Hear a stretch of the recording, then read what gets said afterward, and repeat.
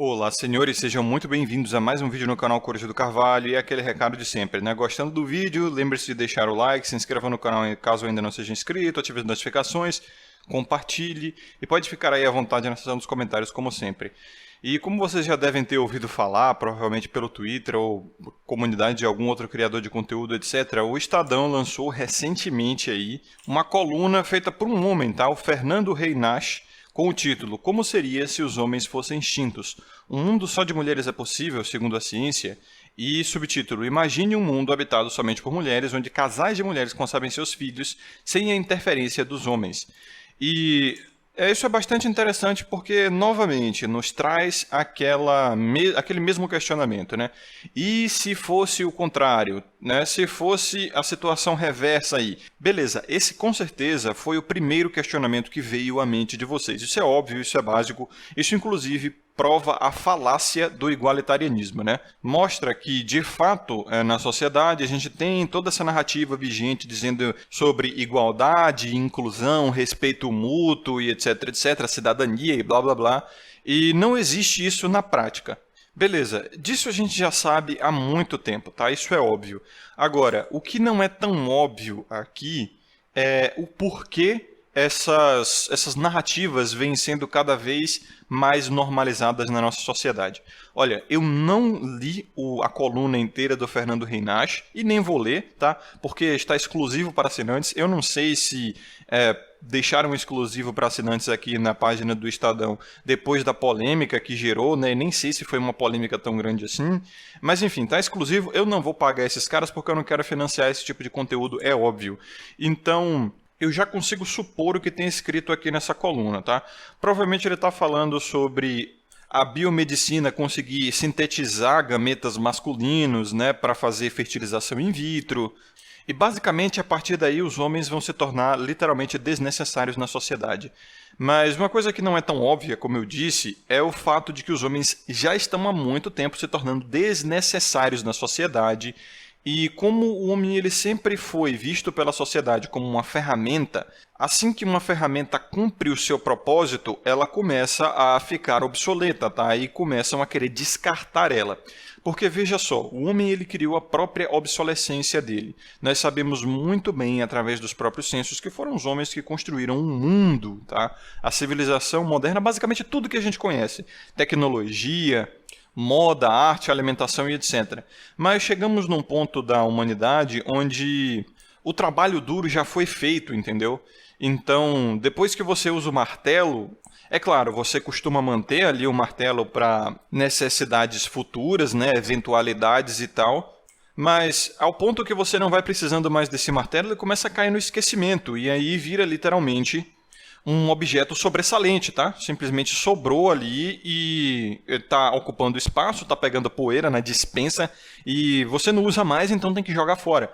Então é assim, basicamente, como a sociedade trata não o homem especificamente, tá? Não o genoma XY, mas a masculinidade principalmente. E é exatamente por isso, ao meu ver, que culturalmente nós estamos fazendo uma guerra contra a masculinidade, tá? Simplesmente porque a masculinidade hoje ela é obsoleta. Então a gente está passando por uma feminilização da sociedade, onde os próprios homens são convidados, ou mesmo obrigados pela cultura, a abandonarem a sua masculinidade como um favor ao coletivo, porque para o coletivo isso é mais conveniente. Então, é muito comum que o coletivo humano, né, a nossa sociedade, ela descarte indivíduos pelo bem do grupo, pelo bem da maioria. Né? É exatamente como a democracia funciona. Não é à toa que a democracia é o sistema de governo vigente no mundo inteiro. Né? A democracia ela é realmente a ditadura da maioria, nós sabemos muito bem. Ela frequentemente ignora a minoria para dar voz à maioria. E veja só, isso faz todo sentido porque políticos, eles vivem de populismo. Isso é fato. Os políticos, eles também são reféns da cultura e reféns da maioria do povo, por incrível que pareça, tá? Isso sempre vai ser assim. Como diria o Renato Amoedo nas lives, quem abusa do poder acaba perdendo o poder. O problema é que o povo não sabe o poder que tem e é desunido. E, obviamente, os políticos vão tentar manter dessa forma.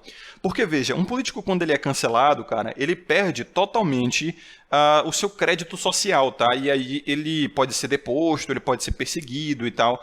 Isso gera uma má fama para ele, que, veja só, vai mexer nos bolsos dele. E esse é o grande problema, tá? Quando mexe nos bolsos é que é o grande problema. Então, por exemplo, quando a gente chega aqui no YouTube, por que muitos criadores de conteúdo aqui do nosso meio reclamam sobre a perseguição da plataforma e que não conseguem monetizar vídeos e que vídeos são removidos e tal, e muitos culpam a plataforma, o YouTube em si?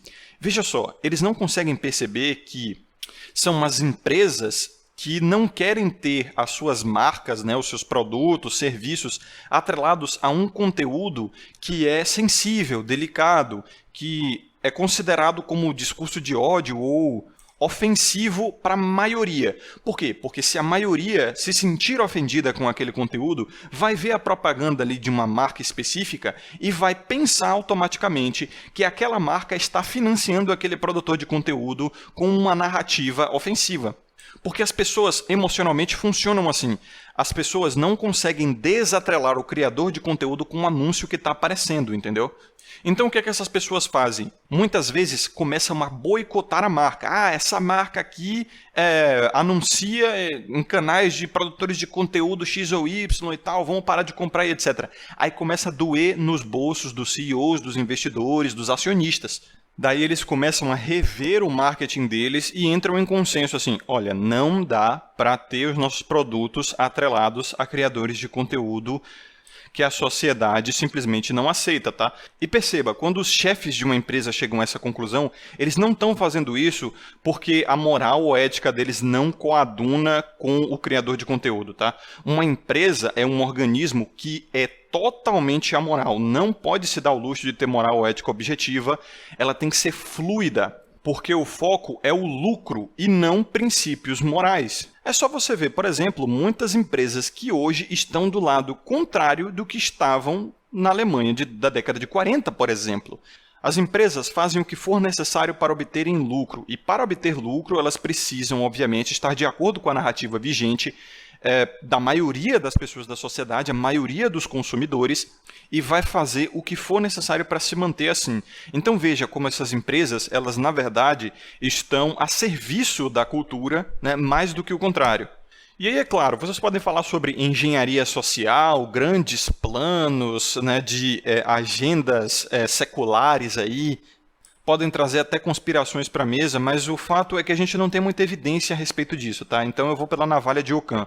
Eu penso assim, beleza, mas é tudo meio oculto. Até faz sentido e tal, mas não tem nada onde a gente possa se apoiar e no fim das contas, a gente não vai poder mudar nada disso, tá? Tá além do nosso controle, então também pela lâmina do estoicismo a gente corta aí mesmo. Então é por isso que eu estou trazendo essa narrativa aqui, que para mim faz mais sentido, porque dessa forma a gente pode estar realmente ligado na autorresponsabilidade que a gente tem, né? No que a gente pode fazer ou deixar de fazer para evitar que essas narrativas detrimentais ao homem, detrimentais à masculinidade, interfiram na nossa vida. Então, continuando, os políticos eles são a mesma coisa. Começa a doer nos bolsos, irmão, eles agem da maneira que precisam agir para continuar ganhando os seus. Então, por exemplo, a gente vê o caso do Nicolás Ferreira, né, que ele vestiu uma peruca lá e fez aquela palhaçada no Planalto. Aquele cara, ele não tem princípio moral nem ético, tá? Ele só está fazendo aquilo para se encaixar no grupinho dele de direita, porque isso rende a ele mais recursos, tá? Ele só escolheu um lado, ele viu uma demanda, começou a atender essa demanda de pessoas que querem ver um político de direita ali sendo contra a agenda dos opositores políticos, tá? E ele fez aquilo para ganhar o crédito social do grupo dele, porque esse crédito social rende a ele dinheiro, rende a ele votos, que vai dar a ele cargos e favores e credibilidade, etc, etc, tá? Políticos, em geral, todos eles, sem exceção, não acreditam no que fazem ou no que falam. A verdade é que eles podem até começar assim, né? Cheios de fervor, com aquele espírito jovem de querer mudar o mundo e tal. Mas o fato é que a máquina pública em si, na verdade, não é só a máquina pública, tá? A própria sociedade humana, do jeito que ela se constrói, mata em você, aos poucos, a vontade de mudar o mundo. Eu tenho certeza que vocês já passaram por isso, eu espero que tenham passado, tá? Exatamente essa mensagem que eu tento trazer aqui, que o homem, quando ele tem aquele espírito jovem, ele pode nem ser tão jovem assim, mas quando ele tem esse espírito jovem, ele quer mudar o mundo, ele fica muito brabão, né? É o falso brabismo aí também. Ele fica assim pelo certo, não, tem que fazer o certo, isso é certo, é o que eu acredito, e vamos lá, vamos militar, vamos fazer tal coisa, mas conforme você vai vendo os seus esforços sendo jogados pela privada, você vai vendo que quem se traveste para ganhar crédito social, mesmo mentindo para as pessoas, ganha mais do que você, e que as próprias pessoas não dão valor ao seu sacrifício, ao seu trabalho, aí você começa a entrar numa introspecção até mais egoísta, só que de forma racional, e começa a fazer pelo seu, entendeu? E percebe que está todo mundo, no fim das contas, pelo seu, e tem uma massa de pessoas que vão acreditar em você. É como Maquiavel dizia, mesmo fazendo o bem e o mal, você vai ser igualmente amado e odiado. Como a gente pode ver vários exemplos de políticos mesmo, mano. Muitos políticos fazem o mal todo santo dia, comprovadamente, mas são majoritariamente amados. Muitas pessoas tentam fazer o bem, mas são majoritariamente odiadas. É assim mesmo, tá? É assim que a humanidade funciona e você não vai mudar o mundo independente do seu falso brabismo, do seu espírito jovial aí de estereótipo de herói. Quanto mais cedo você aprender isso, melhor, tá? Você vai sofrer menos. Então, por exemplo, eu vejo muitos criadores de conteúdo realmente acreditando nesse negócio da lei contra a misandria, tá? E deixa eu lhes dizer por que essa lei nunca vai passar. Por mais que bata os 20 mil lá, que o site do Senado exige para que os senadores analisem a lei, o fato é que eles nem vão imprimir aquilo para levar para a Câmara, porque no momento que eles verem no computador, eles vão absolutamente descartar, tá? Sabe por quê? Porque aquilo não rende crédito social. Nem os homens, em maioria, acreditam nesse negócio de lei de misandria, tá? Por quê? Porque os políticos, quando eles fazem uma lei, por exemplo, eles não estão nem aí para o imperativo moral, as consequências que aquilo vai causar na sociedade. O que eles querem é chegar, mostrar ali na frente do público, tá? Na TV Senado, na Câmara, seja lá o que for, e dizer: eu passei essa lei aqui é de minha autoria, então me deem crédito pelo que eu passei. Então, se ele passar uma lei contra a misandria que basicamente ninguém apoia, e principalmente a cultura vigente vai achar que isso é machismo, irmão, ele não só não vai ganhar crédito social, como ele vai, na verdade, perder, porque ele pode ser taxado como machista, como um político que governa pelos homens, e isso hoje isso é um absurdo, porque os homens eles são privilegiados segundo a sociedade, etc. Então veja só, a resolução não está na política, e isso a gente já vem dizendo há muito tempo, tá? Criadores de conteúdo desde a primeira onda vêm dizendo isso. A política não é a solução e nem o problema. Veja só, nem é o problema. O problema é a cultura. A solução não há, tá? Infelizmente não há solução. Esqueçam isso, tá? Muitos criadores de conteúdo acreditam que a gente tem que fazer frente, porque depois do escândalo aí Thiago Schultz e da machosfera e tal, a lei contra a misoginia, ela bateu 23 mil votos em 5 dias, tá? Então já passou pela primeira fase, já está em trâmite entre os senadores. E com certeza vai passar até semestre que vem. Por quê? Porque isso rende crédito social. Todos os políticos estão loucos para passar essa lei, para chegar lá na frente de todo mundo, balançar o papelzinho e dizer: eu passei essa lei, tá? Eu estou em prol da narrativa que venceu. Eu estou em prol da maioria da sociedade. Ele sabe que a maioria vai aplaudir, tá? Homens e mulheres vão aplaudir aquilo ali. E vão dar muito crédito para ele. Agora, se ele balança o papelzinho escrito: é crime cometer misandria no Brasil, irmão, ele vai receber tomate podre na cara. Então, eu tento fazer essa projeção nas pessoas quando eu tento entender o lado delas. Se eu fosse político, eu provavelmente estaria fazendo a mesma coisa. Porque o cara ele entra lá tentando mudar o mundo, mas ele percebe que quem está jogando o jogo está ganhando mais. E ele só está tomando tomate podre na cara, até mesmo das pessoas que ele está tentando ajudar. Então, esse autossacrifício messiânico, cara, é complicado de fazer, entendeu? Você tem que estar disposto a se abandonar por completo, como se fosse Jesus Cristo mesmo. Tem que estar disposto a ser crucificado pelo seu próprio povo para tentar ajudar eles e, como o próprio exemplo de Jesus Cristo mostra, eles ainda vão preferir Barrabás.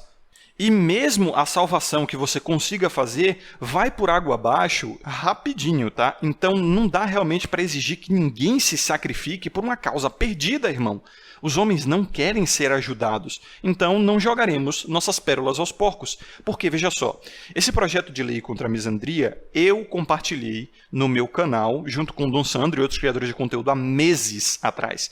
Meses. E depois que os criadores de conteúdo, né, da terceira onda agora, né, que a segunda onda basicamente acabou, começaram a compartilhar aí esse novo projeto aí contra a misandria de novo, cara, já estava assim, uns 5 a 6 mil votos. Basicamente foi tudo que nós conseguimos, tá? Eu, Dom Sandro e outros criadores de conteúdo. Veja, o Dom Sandro, um dos maiores.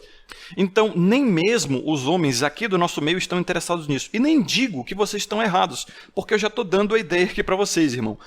Mesmo se bater os 20 mil, os senadores nem vão imprimir essa parada.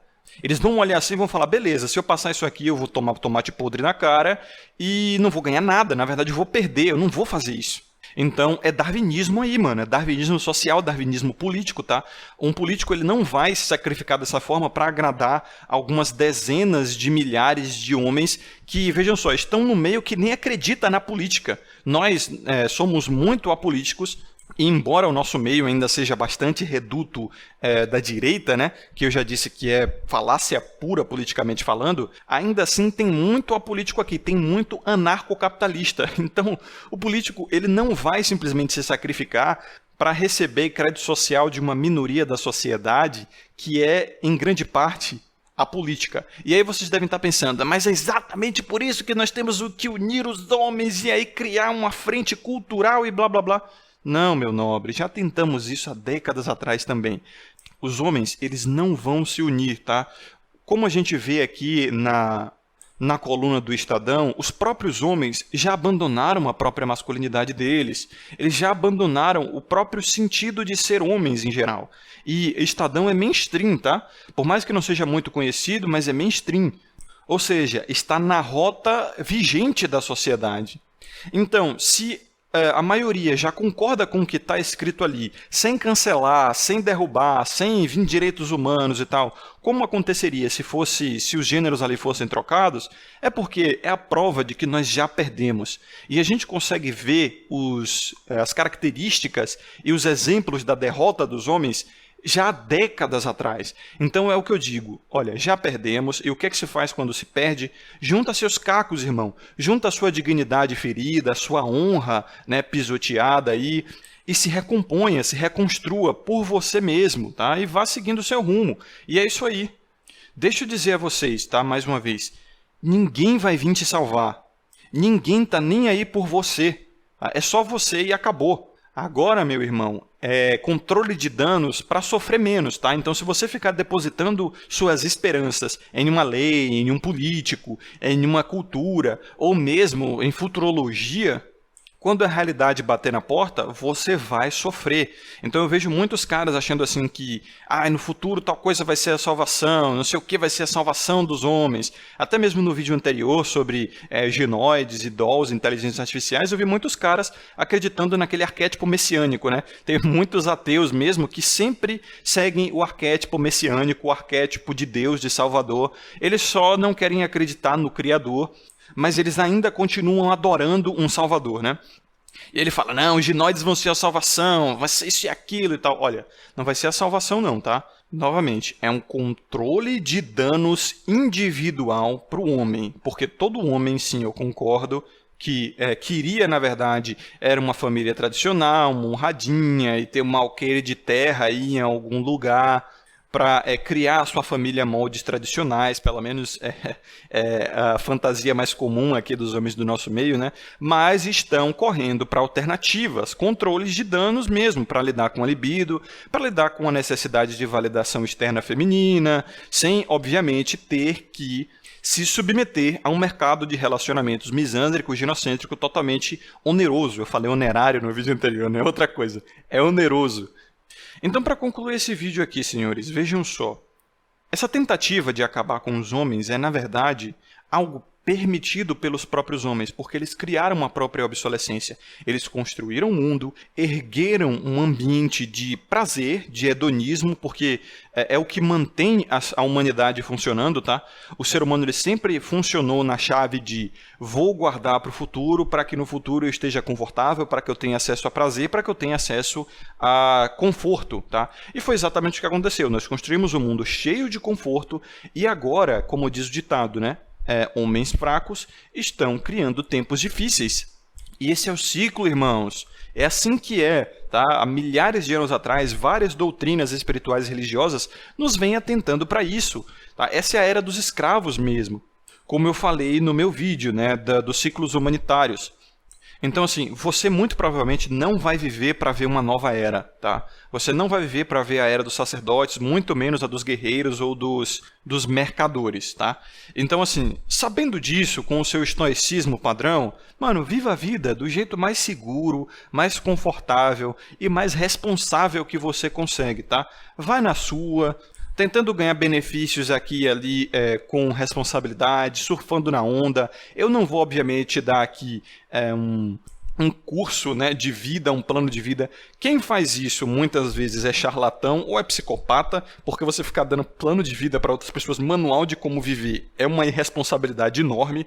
Eu não conheço a sua vida, eu não sei quais as condições você passa, as suas individualidades, então só você tem realmente poder e responsabilidade para lidar com o seu próprio mundo. E é isso que eu tento passar aqui, porque vivemos numa época de dependentes, né? Vivemos numa época de crianças mesmo, de eternas crianças, uma síndrome de Peter Pan, onde está todo mundo tentando jogar responsabilidade no próximo e buscando um grande salvador. Cadê o político que vai me salvar? Cadê a lei que vai me salvar? A sociedade precisa isso e aquilo. Não, a sociedade não tem responsabilidade nenhuma sobre você.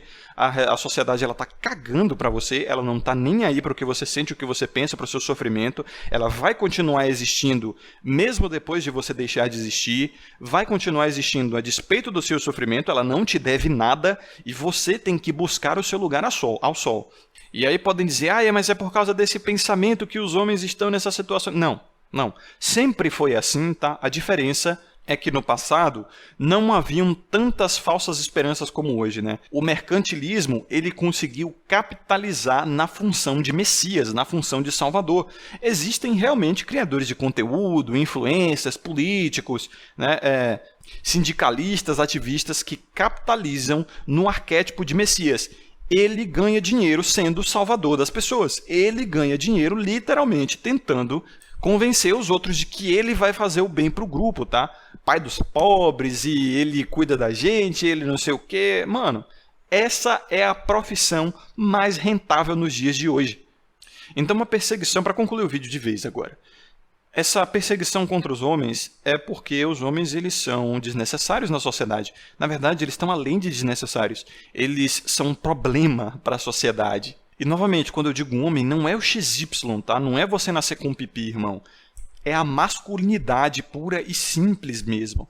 Porque a masculinidade, ela é independente, ela é fervorosa, ela é rígida, ela é firme, tá? E a narrativa vigente, ela precisa de escravos hoje, porque estamos numa época de escravos. Então, para você docilizar o escravo, você tem que acabar com a masculinidade dele. Você tem que acabar com a independência. Você tem que acabar com a firmeza. Você tem que acabar com a força do escravo, tá? Não a força de trabalho, mas você tem que acabar com o senso crítico dele, né? Porque o escravo, o melhor escravo é aquele que não sabe que é escravo. Então, as empresas, elas preferem consumidores dóceis que não criticam as atitudes, tá, da empresa, não criticam a amoralidade da empresa e simplesmente só consomem achando que a empresa é realmente parte de você, parte da sua família, né? Como muitos comerciais aí mostram assim uma família feliz e aí o produto da empresa ali fazendo parte da família, né?